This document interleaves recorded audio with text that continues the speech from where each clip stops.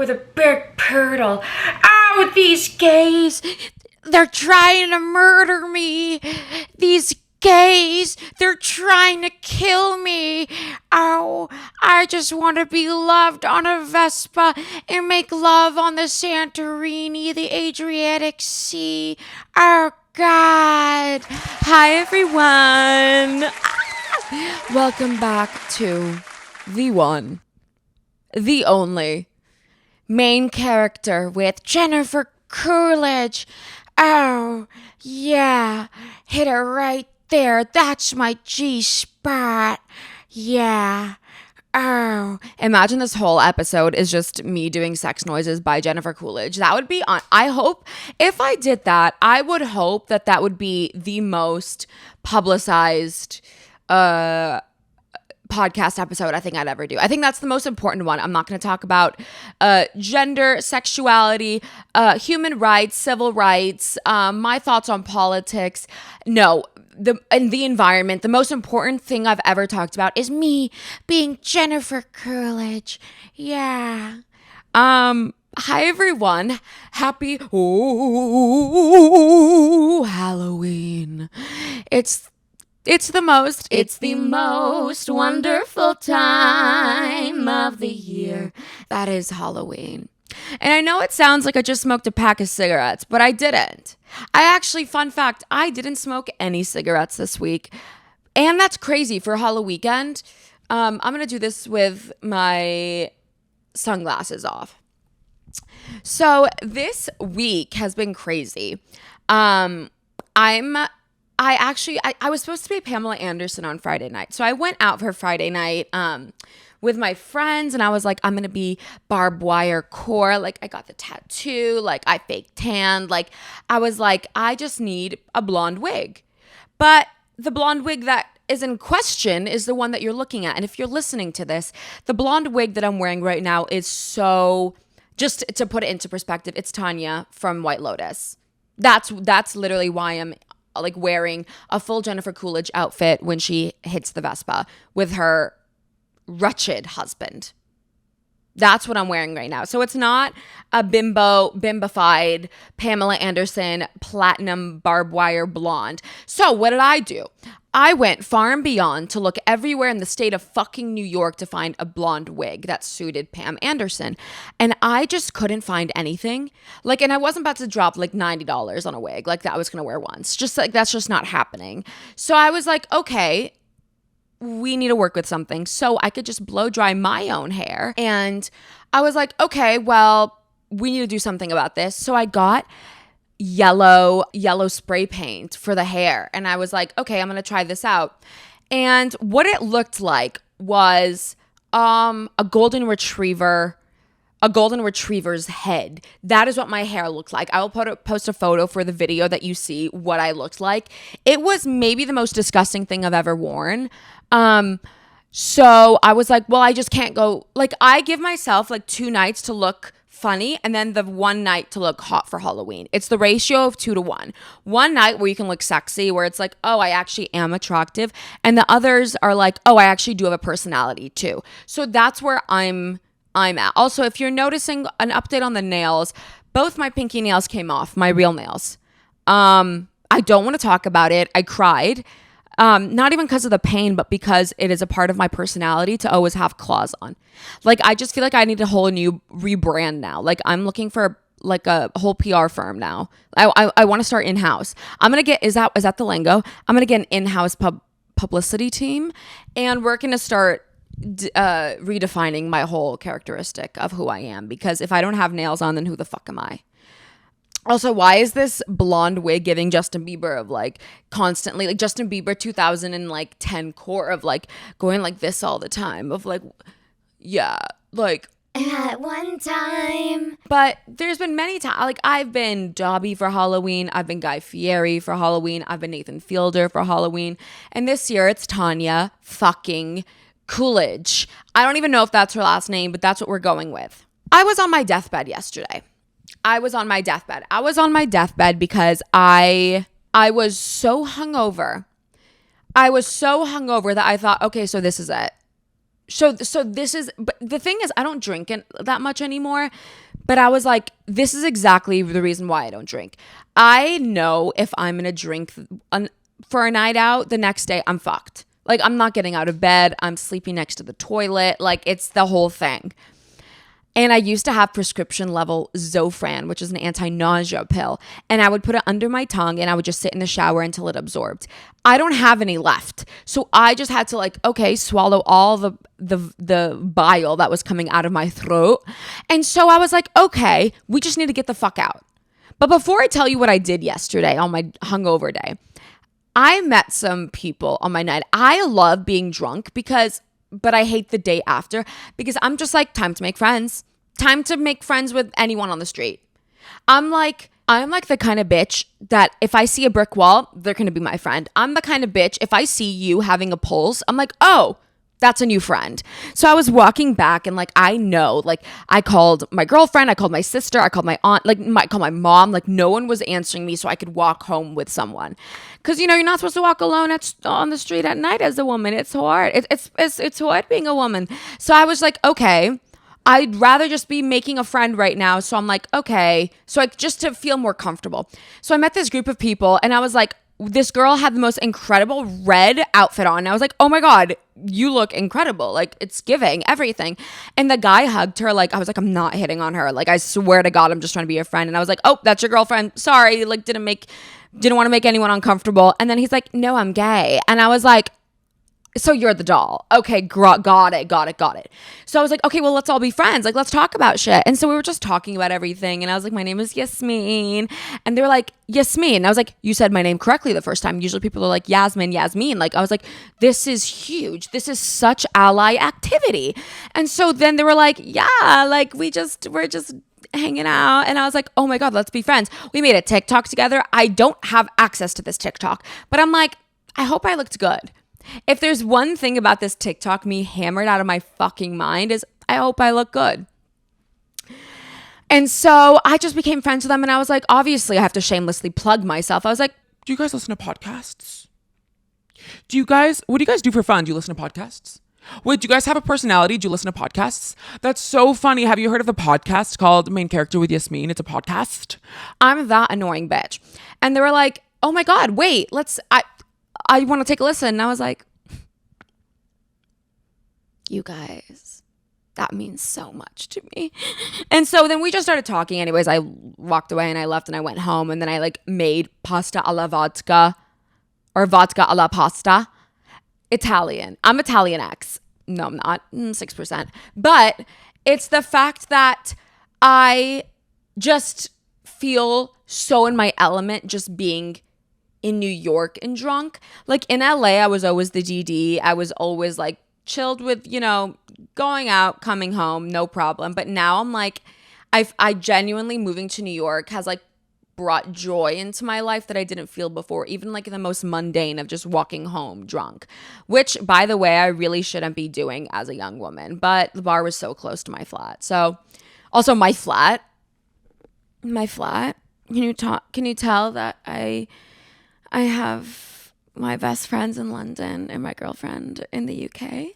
So I told you what I did on my night out. It was fun. It was great. Did I spend $36 fucking dollars for a double shot tequila soda with pineapple? Yes, I did. That needs to be talked about. We shouldn't be charging anywhere up of $15 for 2 shots. I'm so sorry.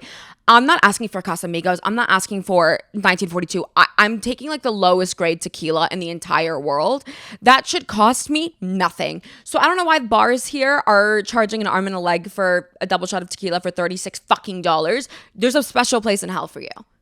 Do you understand me? There's a special place in hell for you. So anyways, on my hangover day, what did I do? I woke up and I was like, honestly, it's my first hangover day in New York. Like I ought to get out of bed. I ought to get my ass out of bed. So I walked to Washington Square Park. And this is also, I feel like I have like a bunch of fucking bed bugs. Oh, don't crash the car. Bed bugs, get over it. Literally get over it. And sorry, I feel like once again, I feel like HRH collection. But like bed bugs and okay, you just just wash your shit. Wash your shit. So what? Why are we bending over backwards for fucking bed bugs? Watch me get bed bugs in a fucking week. Oh my, I know my karma. Watch me get fucking bed bugs. But I'm like, oh. But anyways, the next day I walked to Washington Square Park and I was like, I just want to be outside. It's a beautiful day. It's, I feel like, the last day in New York of like 80-degree weather. So I went to Washington Square Park, and lo and behold, it was maybe one of the best days of my life because it was the annual like puppy parade Halloween costume extravaganza. Like it was, and I'll post titty reduction. Yeah, 2020 baby. And so I went, and all these dogs were just, I saw dogs in Game of Thrones outfits, dogs, like I had like weird Barbie dogs. You had dogs looking like bats. You had a Chihuahua in a little like bumblebee costume. You had a little Shih Tzu in a bat costume. You had dogs in taco costumes. Like you had dogs acting like Taylor Swift with a guitar. Like you had a UPS dog. I was like, this is best case scenario for me. What I think this is best case scenario for me. And I was like, damn. And most of the people there were like white people, like dressing up their dogs. And I was like, wow, like white people would like miss rent just so they can buy their dog a fucking outfit for Halloween. Like I was like, damn, you guys are really out here. But it was incredible. You just know these people are looking forward to it for the whole fucking year, to like parade their puppies. And I was like, I'm grateful for that because you are braver than the troops. You are. I salute you for that. Is that right? I salute you. Yeah, I'm gonna do that. I salute you for that. So Army Corps. And so I was like, you know what? This is incredible. So I was like that weird person just going up to every dog and being like, may I take a photo of your dog? Because I do feel like we should be asking people if we could take a photo of their dog if you're like interacting with it, like not just go up to it. Does that make sense? I then my friend came over and we like sat on the park and like ate bagels. I journaled a little bit. It was so main character like, you know, and it was nice. And then I decided last night, like, I'm not going to go out because I have a lot going on right now. And when I say I have a lot going on, I have some stuff in the works. And then also on Monday, I have my first like actual stand-up show, not an open mic, in New York. So I was like, I need to prepare for it. And I don't want to just wait till like the day before and like feel hungover that day. So I was like, I'm going to stay in tonight. I ordered some food in. I got so stoned and I just watched How to Get Away with Murder. What a pairing. And then I was like, all right, well, I'm going to record my podcast today. And here I am. It's Sunday. That's when I'm recording it. So you'll get this in a couple days. But also something crazy happened on Thursday night. And that is, close your eyes. Everyone close your eyes. Something amazing happened. And that is Taylor fucking Swift dropped 1989. We just simply don't deserve her. And like, I'm all about like eat the rich, like not eat the rich, but like eat the billionaires. Cause I'm like, I do want to be rich one day. Like that is inevitable. And like everyone kind of wants to have that. And like, it's a lie if you say you don't. But I don't think there should be billionaires. And I'm very adamant about that. But like Taylor Swift just became a billionaire. And I'm like, all of a sudden, I'm like, I don't want to eat the rich because the rich is eating. Like that. Taylor Swift, you could be my billionaire. Kylie Jenner, you're done. Elon Musk, you're fucking done. Jeff Bezos, you're fucking done. Like all of these people, Kim Kardashian, you're fucking done. Like we don't need you. Taylor, all of a sudden, I'm like, everyone who brings up like the private jet like gate that she does, that she uses her private jets emit so much greenhouse gases, but then all of a sudden I'm like, oh, I'm anti-climate change all of a sudden because it's Taylor Swift. Like, oh, all of a sudden the climate change is not real. Stuff's not melting. Global warming? Nah, I've never heard of it. The earth is flat. Like that is, to me, I'm ignorant. I'm ignorant when it comes to Taylor. Sorry, sue me. But I just remember like when it dropped, I was once again very stoned. And I was like showering and I was all of a sudden Blank Space came on and I was like, blank space, baby. And I'll write your name. And I was like, New Romantics, come on. Harry Styles is fucking shaking in his boots right now. He's like, for fuck's sake. That was Scottish. He was like, for fuck's sake, man, like I can't do it. Like I really can't do it. Is he from Manchester? I can't do it. I really can't do it. Anyways, so Taylor Swift dropped it, so everyone stream it, obviously. But I just want to touch on last week's episode because I feel like I'm really good at giving advice. I think I'm going to bring back the advice from my elders segment from Dare We Say and asking people if they need advice and answering that, kind of like an open forum, like a columnist, like of like, what's that old thing that you would write in the newspapers, and it would be from anonymous, and they would give you like advice about anything that you write in. I think I'm going to start doing that on like a bi-weekly segment, or like maybe once a month we could do something like that. I feel like that could be a fun time. But last week when I was asking everyone questions of like, what do you need advice on? I got a lot of questions about long distance relationships, whether it be platonic, romantic, familial, all of these questions. And I was like, I am a pro at this. And I feel like everyone is in a long distance relationship, whether they know it or not. And it's not just, if you're dating someone in a long distance relationship like I am, it's also like friends. And long distance can be LA to New York. Long distance is New York to London, London to Manchester, Manchester to Lebanon. Like it could be, I mean, that's like my thing, but like it could be anywhere in the world. Or I swear to fucking God though, if you say like, I'm in a long distance relationship, but my partner is in Brooklyn and I'm in Manhattan, shut up. Fuck off. Quite literally, fuck off. Or like LA, but they're in Orange County, blah, blah, blah. Shut up. All you have to do is shut up. So for today's episode, what we're going to talk about is how to maintain long distance relationships and how I personally keep my long distance relationships happy and how I go about them. Let's get into it.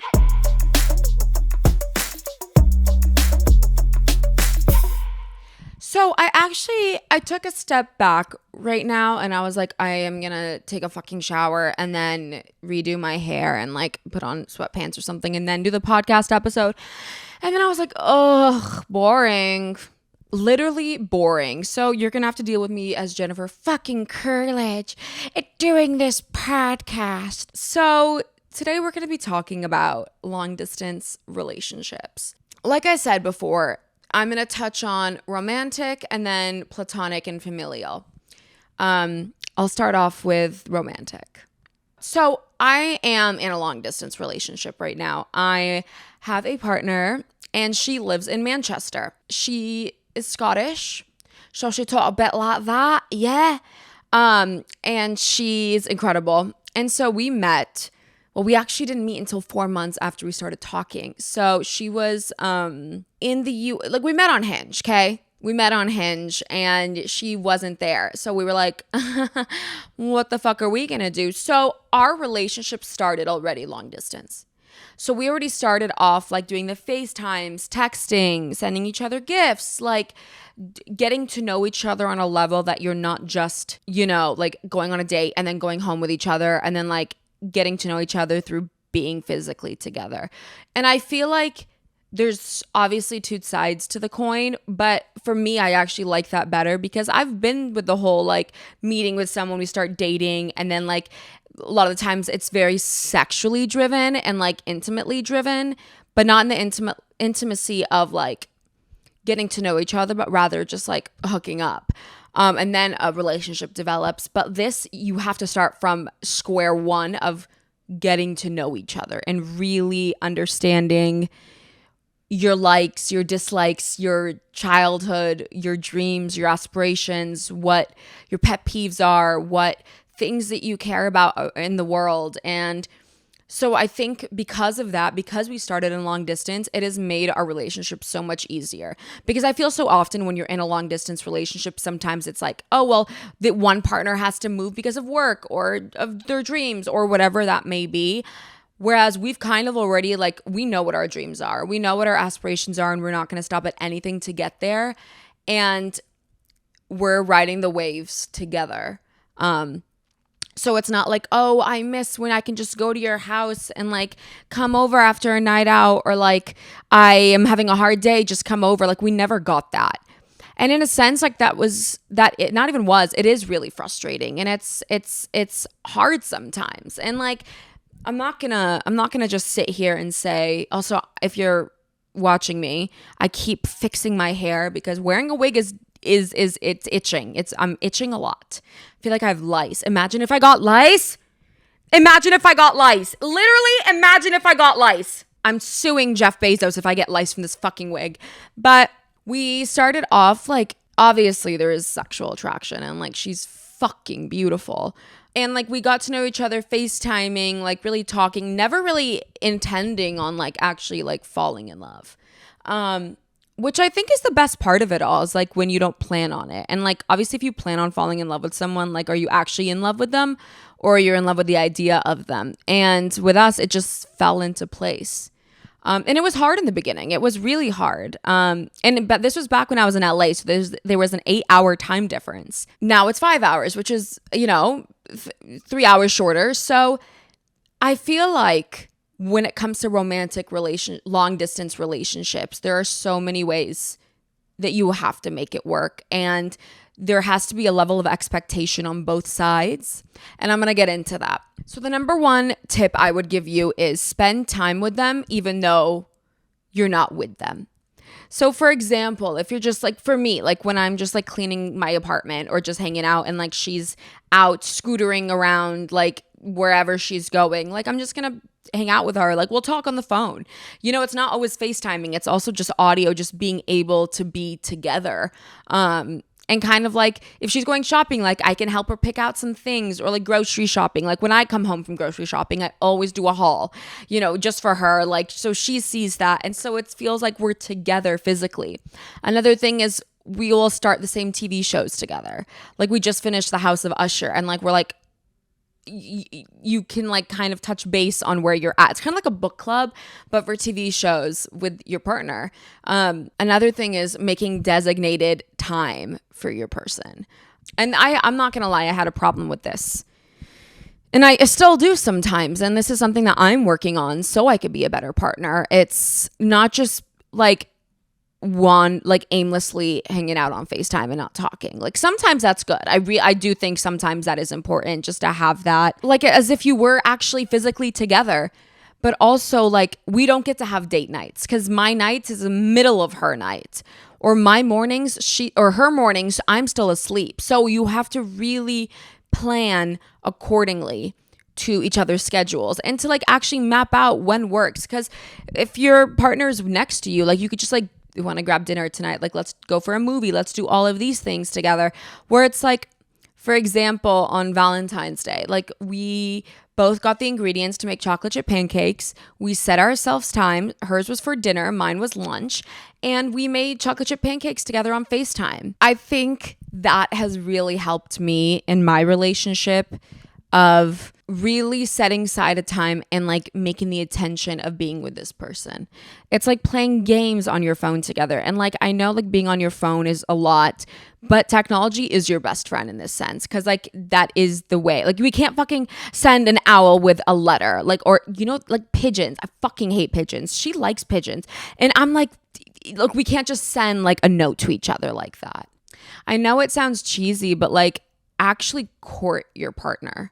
Like really make the effort of getting to know them still. Like we still send each other like TikToks or like poetry stuff on Pinterest that we find, or like cute little like memes on Instagram of like, I love you, or like my favorite thing about you is, like, and I think that's important. And I know that sounds cheesy, but like the whole reason why you are with this person is because you love them, and because they make you happy, and because they make you a better person, and vice versa.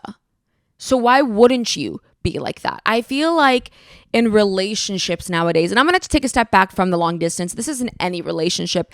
I feel like people get so comfortable and where they are and what they're doing. And it's like, oh yeah, like we could just sit down and watch TV together. Like, yes, that is nice, like being mindless zombies sometimes. Like, trust me, I fucking love that.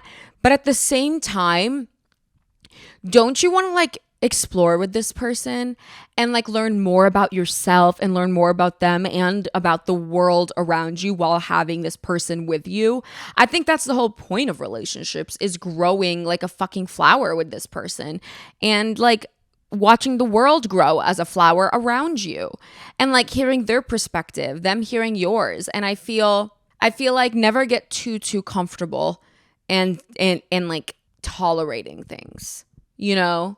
Like just tolerating, like we're just gonna stay in tonight. Like no, like make like do something where it's like find a recipe that you like and cook it together, or do arts and crafts. Like when I went and saw her this summer, she got us painting things that we could just paint and like listen to music together. Or she just got a new place, so I got her like a cute little thing that she can have from Lebanon, like so she'll always see things of me and like get happy. And like it's not about buying each other stuff too. I want to make that clear. Like, yes, do I like flowers? Yes, like obviously, but really everything's intention and mindfulness. And like I think it's really understanding also their love languages. Like mine is physical touch. That fucking sucks with long distance, okay? I get it. Trust me. So we got to deal with that. What do we have? I know it sounds crazy, but like sometimes just telling each other, like, imagine I'm hugging you right now. It's kind of like sexting and like FaceTime sex, but like for like more cuddly, sentimental things. Instead of being like sexting, disgusting shit, like being, just like two people in a relationship. You're like, imagine I'm like wrapping my hands around you and I'm holding you and just feeling that. I know this sounds cheesy. And I know if you're listening to this being like, this is fucking disgusting, I wonder what you're like in a relationship. And that scares me. So let's think about that, okay? Another thing is focus on the positive aspects of long distance. I actually don't mind long distance because I live my own life. She lives her own life. We're not like up each other's asses, like always together every second of the fucking day. Like, I'm sorry, in relationships, if you are with your partner 25/8, like, and you don't like hang out with your friends, you don't go and do things alone, and like you're very codependent on this person, I encourage you to reflect on what's going on, because that just sounds like a codependency. And that's something I think with long distance, you don't really have. Or like you actually don't get to be codependent because you're not together. So I feel like focusing on different aspects of long distance, and also like, I think what helps too is you're still like, I feel like it's always the honeymoon period in long distance. I feel like it's always, you're still like, you're literally just getting to know them. Like, I feel like you're still like in the first dating phase, which is so exciting because I feel, and obviously long distance can't last forever. Like, like you can't, I mean, you could, like, I'm pretty sure like Frida Kahlo and her partner were long distance, but like, I feel like when you get to see your person, your boyfriend, your girlfriend, your partner, like it is so exciting, like having the time, like the countdown. Like we've count down before from like 90 days. Like it's 89 days. It's 73 days. It's 43. It's 69. Like it's all of these. And now it's like she's coming next week. So and that's why I'm doing this episode, because of so many people ask me questions about it. And then also I feel like this affects so many people. And so I personally, like I love like the countdown. I love like being so excited. It's kind of like Christmas morning again, but like you know what the outcome is, and like you don't know what the next trip involves. And I think an important thing also is always planning the next time you're going to see each other when you're physically with each other. And I don't mean like you need to like buy your trip already, like buy your flights, book the hotel, or like do whatever. Like I don't think that's realistic. But I think really placing a time of like, oh, when I'm coming to see you. And we, at least for us, like it's always back and forth. Like it's never like 3-person go, like I'm going to her 3 times or she's coming to me 3 times. It's very fair. And I think when you're in a long distance relationship, always make it clear that it has to be a fair game. It has to be 50-50. Obviously, that being said, and this isn't any relationship, in times I heard Michelle Obama say this, Madam Michelle. She was like, it's naive to say in a relationship it's always going to be 50-50 because you don't know where you are in that life. Like, you don't know where you are in life at that time. Like, sometimes I need to give 70, she can only give 30. Sometimes I can only give 10%. She has to give 90 because that's just life sometimes. But it's always about compromising and boundaries and where you are at that time and communication. I think the biggest thing, and I'll get to communication at the end because I want to touch on familial and platonic relationships. But before I get there, I think people are so afraid of long distance relationships. But like, this is the most fruitful relationship I have ever been in. And I haven't been in love like this before. And yeah, it's hard. It's fucking hard sometimes. But because I'm with the person that I'm with, it makes it all the more worth it. So I also feel like I look fucking crazy. Ask Jennifer Coolidge. Don't be afraid. And like, if the person is worth it, you can always make it work. Obviously, like, don't, if the loss is more than the gain, reevaluate 100%. Like, don't light yourself on fire to keep other people warm, or if you know you can't do it because you don't like communication, you can't be clear with what your needs and wants are, then maybe you can't do that, and that's okay. Every single person's different, but for me, I'm very happy with it. Okay, next part is platonic and familial. My best friend, she lives in London, and my other friends also live in London, and I met them through her. And 80% of my family lives in Lebanon. I have some family in Paris, some in Madrid. And also, I'm always going to be the bitch that no matter like what the country is or something, I'm always going to say the name, like Barcelona, Paris, Stockholm, Beirut. Like, I'm always going to say, I'm going to do that accent, okay? But for friendships, I think it's a fucking hard pill to swallow, but not talking every day sometimes is a thing. And I feel like you have to be comfortable and confident with where you stand with this person. And I think a big thing with friendships nowadays are you don't know where you stand with this person. And if that's the case, I think there needs to be boundaries set, or like you need to reevaluate that friendship, because you should always, no matter what in friendships, have to know where you stand. And also, like, they make you feel comfortable and confident and like safe in your relationship. So for my best friend and I, we talk every single fucking day. Don't know how. It started off like I met her in 2019, and then in the pandemic, we just like, because we're locked up, we would FaceTime for 12 hours at a time. Like she knows me in and out. Like, I know her in and out. Like, it is never, like, we've never gotten into a fight. Like, it is so, it's one of my proudest relationships in my life is my friendship with her. And I think a big thing is I used to get insecure when we wouldn't text as much or FaceTime every day. I used to be like, oh, wait, she's forgetting about me. Or, oh, wait, like, she's too busy for me. Or maybe I'm not making enough time for her. But I think, and we've talked about this, I think it's actually healthy to like, when you feel like that, because you might feel like that sometimes, to be like, take a step back and assess the situation and bring that, like, hey, I'm sad we don't talk as much. And then that's what I said. And then she said to me, but like, babe, like, you have a job all day. I have a job all day. The 8-hour time difference, well, not 5-hour. It's hard to text every second of the day. After she said that, I think it's also like, but no matter what, like, I'm right here. And obviously, if like something's dire, like, I'm always going to be there. But like, I will always reply and always answer and always, when I can, call. And I know you will do the same for me. And I think that was just my insecurity of like, oh my God, is she making other, like, I thought I'm the center of attention. But it's also like, that is such a toxic way of thinking. That's me. And I'm like, wow, this relationship means so much to me.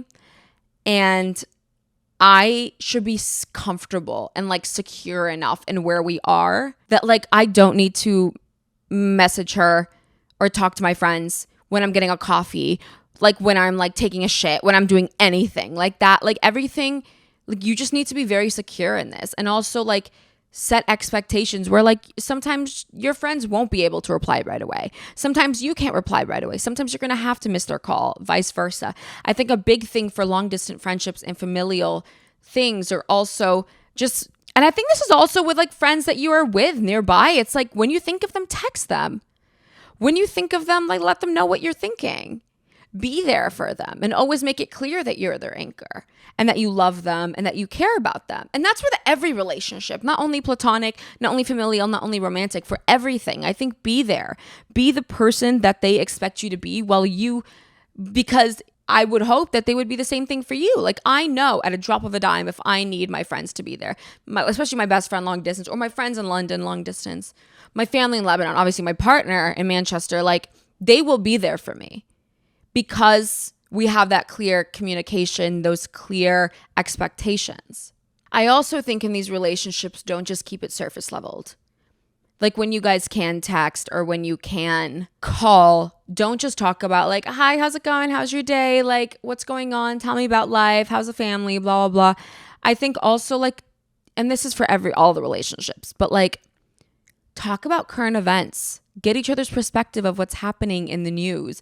Talk about, like, take them with you take them with you while you go about your day. Do things that you would be able to do with them. And like, I think like most of all, and I said this last episode, but like, make it clear that you love them. I think like a lot of the times, like when you don't FaceTime your friends for a couple days and then like, or even like a couple weeks, then like you finally get to talk to them again. How does it feel? Does it feel weird? Assess. But most often than not, when you talk to this person, it's always going to pick right back up where you left off. And that's the best part of relationships, is that no matter the distance, no matter where you are in life, when you pick up right where you left off, that's what makes it worth it. I actually think it's a plus having friends and family, and like if you're dating someone long distance, because what a joy. What like an experience that is, like to like have people that love you and you love them and you respect them and they respect you all over the world, which means all different experiences, which means all different opinions, all different backgrounds, all different approaches on life, which just enhances your approach on life. I think it's a plus. I think not only, and I talk about an echo chamber a lot, but like when you are with the same people in your area and like where you are, you start getting comfortable. And like obviously comfort is incredible, but also comfort can also hinder your growth, I think.